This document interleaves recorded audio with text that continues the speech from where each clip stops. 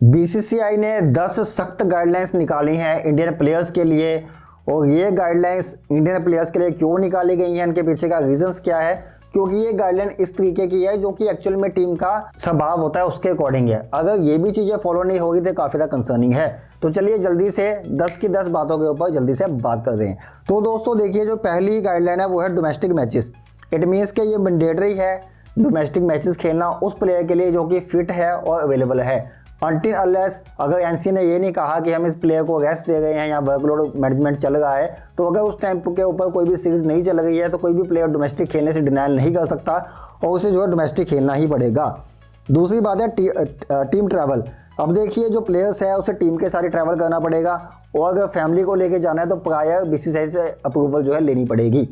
अब आप नॉर्मल देखिए कि जो प्लेयर्स होते हैं या जो टीम बस होती है, प्लेयर्स टीम बस के अंदर ट्रैवल करते हैं, परंतु बीसीसीआई ने एक गाइडलाइन निकाली है। इट मीन्स के पिछले कुछ टाइम से ये इशू चल रहा था कि जो प्लेयर थे वो टीम बस में ट्रैवल नहीं कर रहे थे, कोई अपने पर्सनल व्हीकल में जा रहा था, कोई ग्राउंड में जाके मिल रहा था, कोई अपने यारों दोस्तों के साथ घूम रहा था।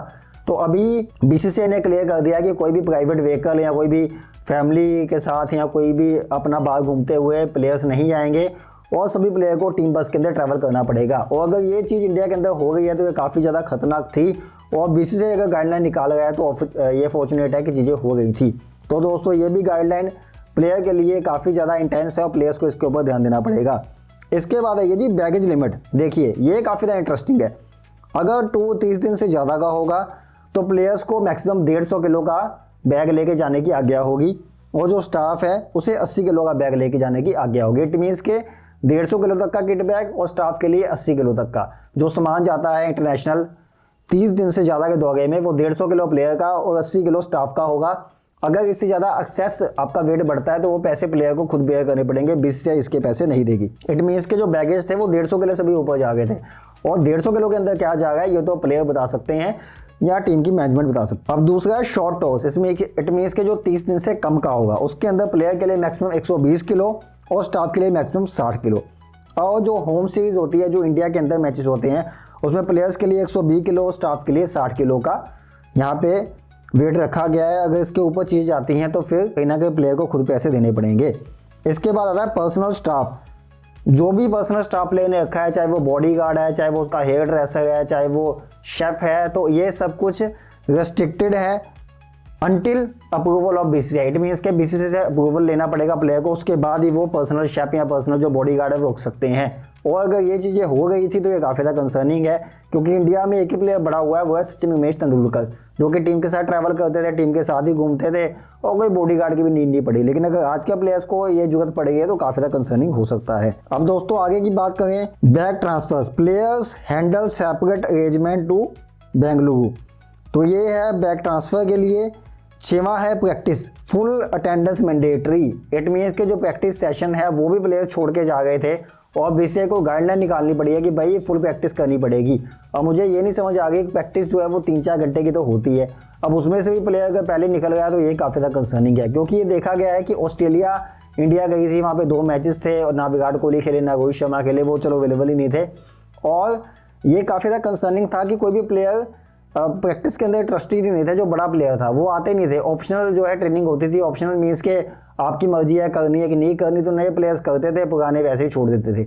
तो अभी बीसीसीआई ने ये कंप्लीट कर दिया कि भाई प्रैक्टिस सेशन जो है वो मैंडेटरी होंगे और आपको अपना जो प्रैक्टिस सेशन है वो फुल अटेंड करना पड़ेगा।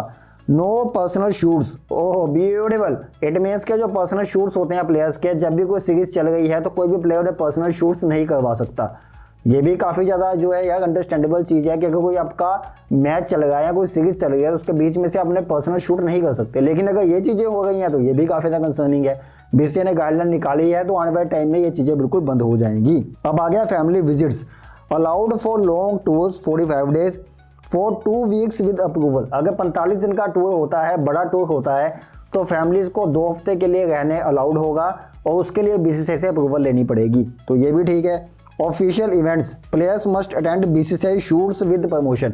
देखिए ये भी काफ़ी ज़्यादा कंसर्निंग चीज़ है कि जो प्लेयर्स है वो लगता है कि बीसीसीआई के जो शूट्स होते हैं जो कि क्रिकेट को आगे बढ़ाने के लिए या जो प्रमोशंस होती हैं जो बीसीसीआई को मिलती हैं जो प्लेयर्स ने करनी होती है, तो वो भी प्लेयर्स नहीं कर गए। अगर ये भी चीज़ नहीं होगी तो भाई फिर आप कर क्या गए हो। और बीसीसीआई को ये गाइडलाइन निकाली पड़ रही है, इस मीट के प्लेयर्स को जब कहा जा रहा है कि आपने आज किसी मंत्री शंतरी से मिलने जाना है तो प्लेयर मना कर गए हैं, तो भाई ये काफ़ी ज़्यादा कंसर्निंग है। तो अब से जाना पड़ेगा, नहीं तो फिर पत्ता हो जाएगा साफ। उसके बाद है नो अर्ली डिपार्चर, जो कि 10वां रूल है। Players must stay till the end of tour. तो ये काफ़ी ज़्यादा कंसर्निंग है भाई कि मैच चल रहा है, मैच जल्दी खत्म हो गया तो प्लेयर कहता है भाई मैं बैग उठा के जा रहा हूँ। अब इसमें सुनने में तो कुछ गलत नहीं है, लेकिन ये गलत तब है कि जब आप कोई बल्लेबाज हो, आपकी बल्लेबाजी हो गई है, आप कह रहे भाई मेरी बल्लेबाजी होगी, मैं तो चलता हूँ, मैच जब खत्म होगा तब के देखेंगे। यहाँ कोई गेंदबाज है, उसने गेंदबाजी कर दी, वो कहता भाई मैं जा रहा हूँ होटल में, तो आप जब मैच खत्म होगा तब आ जाना। तो ये भी काफ़ी ज़्यादा कंसर्निंग है। तो ये चीज़ें तो काफ़ी ज़्यादा अनप्रोफेशनलिज्म के अंदर चली गई हैं, और ये चीज़ें इसलिए अभी नोट सी की जा गई हैं क्योंकि न्यूजीलैंड की सीरीज़ 3-0 से हार गए हैं, श्रीलंका के अंदर जाके हार गए हैं, ऑस्ट्रेलिया के अंदर बीजीटी हार गए हैं। तो ये चीज़ें कहीं ना कहीं कंसर्निंग इश्यूज़ हैं और बीसीसीआई ने इसके लिए गाइडलाइंस निकाल दी हैं। तो दोस्तों आपको क्या लगता है कि कौन सी गाइडलाइन सबसे ज़्यादा सख्त है, या कौन सी गाइडलाइन जो है ऐड की जा सकती है या रिमूव की जा सकती है? आपकी जो भी राय है मुझे वीडियो के नीचे कमेंट करके बता सकते हो। अगर आप वीडियो यूट्यूब पे देख रहे हो तो आपने हमारे चैनल को सब्सक्राइब करना है। अगर आप वीडियो फेसबुक पे देख रहे हो तो आपने हमारे वीडियो को शेयर करना है, और ऐसे क्रिकेट अपडेट्स के लिए क्रिकबुक को फॉलो कर सकते हो। धन्यवाद।